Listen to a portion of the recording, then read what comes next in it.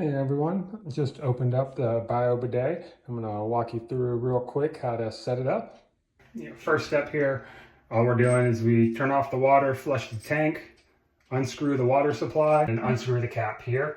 And then go ahead and we're going to set the installation brackets. Everything is pretty straightforward. Best thing you can do is just take it nice and slow. Now that we've got the toilet seat, just going to go ahead, place it on. Boom, you hear the click, you know you're ready to go. Next thing we're gonna do here is we're gonna connect this T-valve to the bottom of the tank, and then we're gonna connect this line to the T-line and then to the bidet, and we'll connect our original water supply line to this T as well. Real quickly, you don't need really anything that's getting extra tight. They've all got rubber gaskets. The first thing you'll check is make sure there's no leaks coming out. As you can see here, we got the main water supply. We got our T, and then we got the line running into the bidet. Everything's tight. Double check.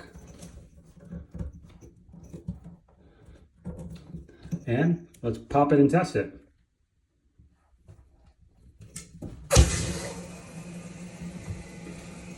Looks like we're good, no leaks. The last step here is to just plug it in. You hear it booting up. We got our blinking LED. It's all showing that it's working.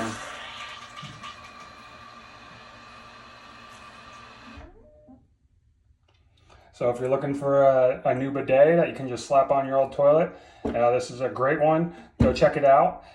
Most important thing is just make sure you measure whether it's an elongated toilet or a round toilet, and make sure you get the correct inches so that the seat itself will fit. Other than that, if you're interested in bidet, buy a bidet. Go check it out.